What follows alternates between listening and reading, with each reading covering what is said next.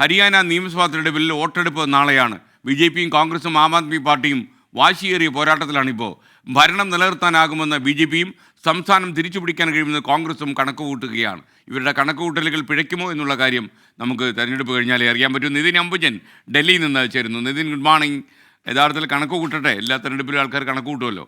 വിവരങ്ങൾ എന്താ?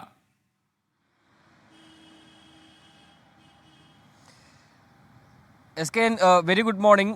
ഒരു മാസം നീണ്ട കാടിളക്കിയുള്ള പ്രചരണം കഴിഞ്ഞ ദിവസമാണ് അവസാനിച്ചത്. നാളെ രാവിലെ 7 മണിയോടുകൂടി തന്നെ ഹരിയാനയിലെ 90 നിയമസഭാ മണ്ഡലങ്ങൾ ഒറ്റക്കെട്ടായി തന്നെ ജനവിധി തേടും.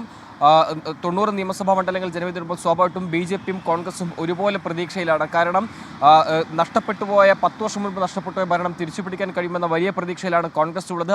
അത്തരമൊരു രാഷ്ട്രീയ അന്തരീക്ഷം ഇപ്പോൾ നിലവിലുണ്ടെന്ന ഒരു പ്രതീക്ഷയിൽ തന്നെയാണ് കോൺഗ്രസ് പങ്കുവയ്ക്കുന്നത്. കാരണം ലോക്സഭാ തെരഞ്ഞെടുപ്പിന് ശേഷം നടക്കുന്ന ആദ്യ നിയമസഭാ തെരഞ്ഞെടുപ്പ് എന്ന നിലയിൽ തന്നെ കോൺഗ്രസിന് ഒരു തിരിച്ചുവരവ് സംസ്ഥാനത്ത് വരുത്താൻ കഴിയുമെന്ന് പ്രതീക്ഷിക്കുന്നു. മാത്രമല്ല, കർഷക സമരം, ഗുസ്തി താരങ്ങളുടെ സമരം, കൂടാതെ അഗ്നിപത് വിഷയം, ജാട്ട് സമുദായങ്ങളുടെ സമരം, ഇതെല്ലാം തന്നെ തങ്ങൾക്ക് ഗുണകരമാവുമെന്ന പ്രതീക്ഷയാണ് കോൺഗ്രസ് വെച്ചു പുലർത്തുന്നത്. അതേസമയം തന്നെ കോൺഗ്രസ് സംബന്ധിച്ചും BJP സംബന്ധിച്ചും ഒരു ആശങ്കയുള്ളത് വിമതരുടെ നീക്കമാണ്. സ്വാഭാവികമായിട്ടും വിമതയുടെ നീക്കം ഏത് നിലയിലാകും കോൺഗ്രസിനെയും BJP സംബന്ധിച്ച് തലവേദനയാകുക എന്നത് സംബന്ധിച്ച് ഇനി 8-ാം തീയതി മാത്രമേ വ്യക്തമാകുള്ളൂ. ഒക്ടോബർ 8-നാണ് വോട്ടെണ്ണൽ നടക്കുക.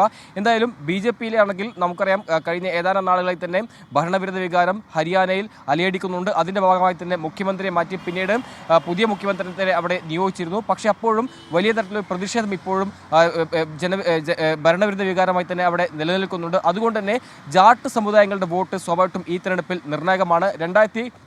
2019 നടന്ന നിയമസഭാ തെരഞ്ഞെടുപ്പിൽ BJP 19 ജാട്ട് സ്ഥാനാർത്ഥികളെ നിർത്തിയെങ്കിൽ ഇത്തവണ 16 ജാട്ട് സ്ഥാനാർത്ഥികളെ മാത്രമേ സമുദായത്തിലുള്ള സ്ഥാനാർത്ഥികളെ നിർത്തിയുള്ളൂ. അതുകൊണ്ട് തന്നെ ജാട്ട് സമുദായങ്ങൾക്കിടയിൽ വലിയ പ്രതിഷേധം BJPക്കിടയിൽ ഉണ്ട്. സ്വാഭാവികമായിട്ടും അത് ഏത് നിലയിൽ തന്നെ വോട്ടാകുമെന്ന കാര്യത്തിലെല്ലാം തന്നെ അവസാനവട്ട കണക്കൂട്ടലിലേക്ക് എന്തായാലും രാഷ്ട്രീയ പാർട്ടികൾ എന്തായാലും മാറിയിട്ടുണ്ട്. ഇക്കുറി കോൺഗ്രസും അതോടൊപ്പം തന്നെ BJPയും തമ്മിൽ തന്നെയാണ് ശക്തമായ പോരാട്ടം നടക്കുന്നത്. പക്ഷേ 89 നിയമസഭാ മണ്ഡലങ്ങളിൽ ആം ആദ്മി പാർട്ടിയും മത്സരിക്കുന്നുണ്ട്. ഡൽഹിയുടെ അതിർത്തി പങ്കിടുന്ന സംസ്ഥാനം എന്ന നിലയിൽ ആം ആദ്മി പാർട്ടിയുടെ സാന്നിധ്യം ഇക്കുറി ഏറെ പ്രധാനപ്പെട്ടതാണ്. സ്വാഭാവികമായിട്ടും ആം ആദ്മി പാർട്ടിയും ഇത്തവണ വലിയ മാറ്റങ്ങൾ കൊണ്ടുവരാൻ കഴിയുമെന്ന പ്രതീക്ഷയാണ് വെച്ചു പുലർത്തുന്നത്. എന്തായാലും കണക്കൂട്ടലുകൾ ആർക്ക് അനുകൂലമാകുമെന്ന കാര്യത്തിലെല്ലാം തന്നെ ഒക്ടോബർ 8 വരെ കാത്തിരിക്കേണ്ടി വരും. വലിയ ആത്മവിശ്വാസത്തിലാണ് കോൺഗ്രസും BJPയും ഉള്ളത്. അവസാന ദിവസങ്ങളിലെല്ലാം തന്നെ BJP പ്രധാനമന്ത്രി നരേന്ദ്രമോദി തന്നെ രംഗത്തിറക്കിയാണ് പ്രചരണം കൊഴുപ്പിച്ചത്.